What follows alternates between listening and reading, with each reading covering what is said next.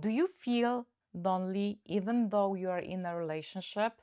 Maybe everything seems fine on the surface. You're not really fighting, you know you're loved, nothing is obviously wrong. But something just feels off, like you are sharing a life with someone and still going to bed at night feeling strangely alone. If that's you, you are not imagining it and you are not broken. There's a name for what you are feeling, and more importantly, there's a way through it. In this video, I'm going to show you exactly why that feeling comes up, what's actually missing when it does, and what real emotional connection looks like in a real relationship. So you can recognize it, name it, and start building it. Because here's what research consistently shows. Emotional connection is one of the strongest predictors of relationship satisfaction. Not compatibility, not communication skills, not how much you have in common. Connection is the glue. And without it, even a relationship with no obvious problem starts to quietly fall apart. I had a client who said something I hear a lot. I don't know how to explain it. Nothing is really wrong, but I don't feel close to him. That sentence stayed with me. Nothing is really wrong, but I don't feel close to him. She would come home and try to share something about her day, and her partner would respond quickly, briefly, and then go back to his phone. No conflict, no bad intentions, just no real presence. She described being the loneliest she would ever been, and he was right there. That's what emotional disconnection looks like. Not dramatic, not obvious, just two people physically close but emotionally miles apart, sharing a life but not really sharing it. And over time, couples stop being partners, they become roommates or strangers. Not because love disappeared, but because connection did. What is actually happening and why? This is where the work of Sue Johnson, founder of emotionally focused therapy, becomes really powerful. What she showed us is simple but profound. We are wired for emotional connection. It's not a preference, it's not a personality trait, it's a core or human need. To feel seen, to feel safe, to feel responded to. Dr. Johnson described connection like a dance, like a tango. In a tango, you're constantly sending signals and responding to each other. A look, a tone, a pose, even silence. You move, I respond. You reach, I meet you. When that dance is working, it feels natural, safe, like home. But when it's not, it feels out of sync, confusing, and lonely. And relationships work exactly the same way. We are constantly sending signals to each other. Does my partner notice? Do they respond? Do they stay in the dance with me? This is attunement. It simply means, are you tracking me? Are you with me? Not just near me. And this is where people misunderstand relationships. They think, if you are not fighting, we are okay. But that's not true.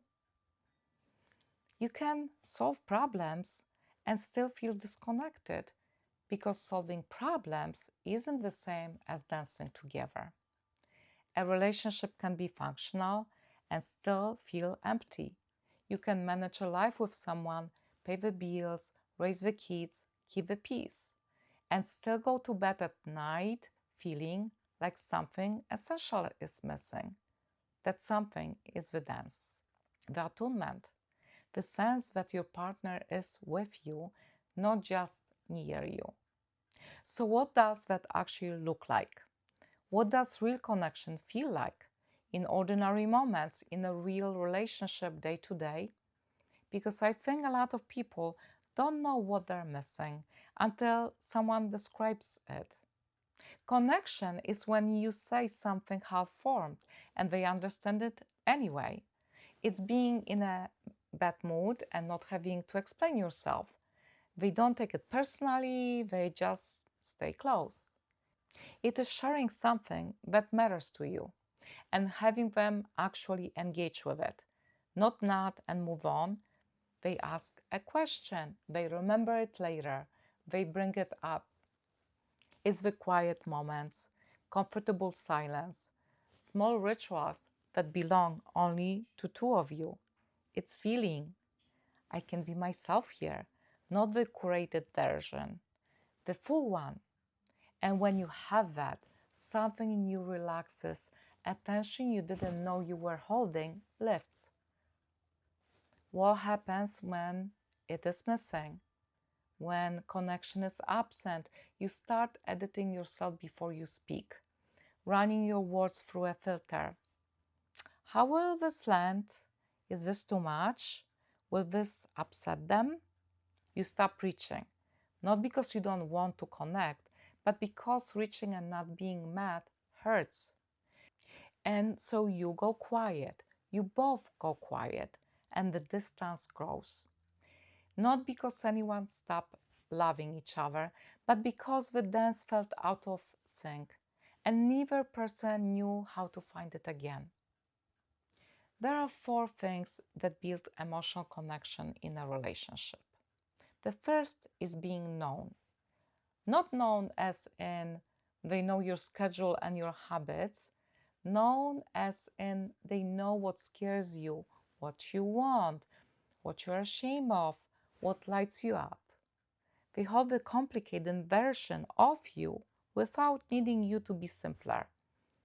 The second is feeling safe. Not physically safe, emotionally safe. Safe enough to say, I'm not happy without the room changing temperature. Safe enough to be wrong without it being stored and used against you later. Safe enough to not have it together. The third is being met. This is the one people feel most acutely when it's missing. It means when you reach toward your partner, something reaches back.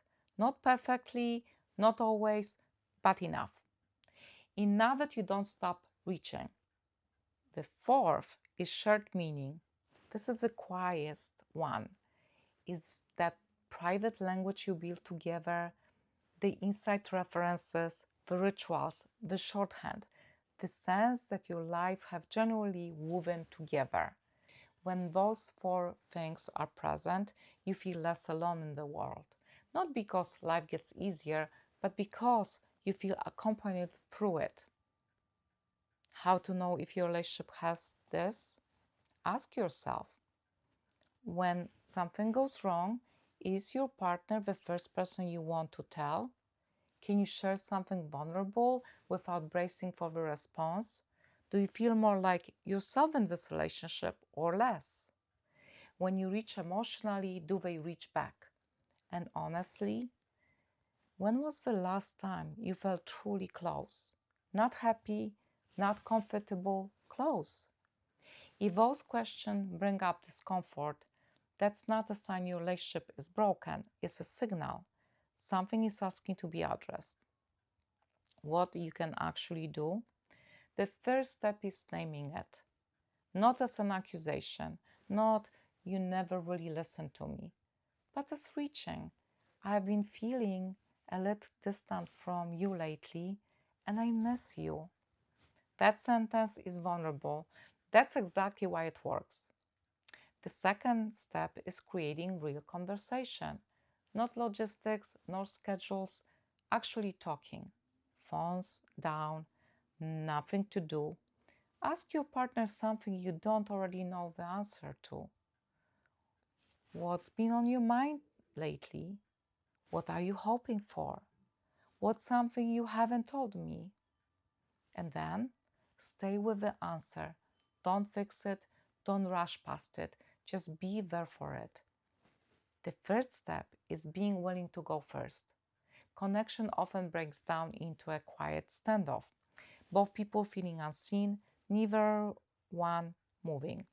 Somebody has to break the pattern, and it usually has to be you without waiting for it to be fair.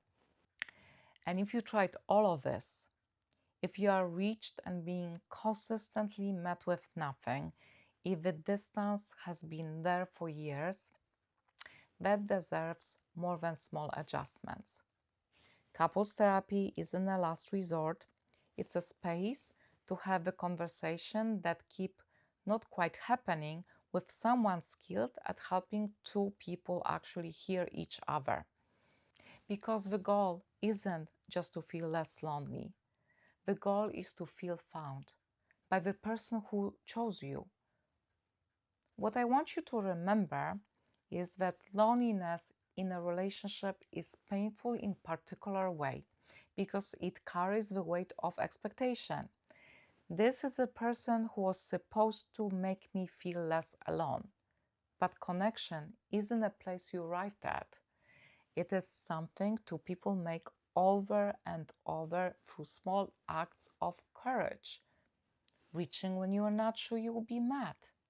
Naming what's true even when it's uncomfortable. Showing up before you feel ready. The opposite of loneliness isn't company, it's being truly known. And that is always worth reaching for. If this video resonated with you, I want to hear from you. Tell me in the comments, when did you last feel truly close to your partner? Not just happy, not just okay, close.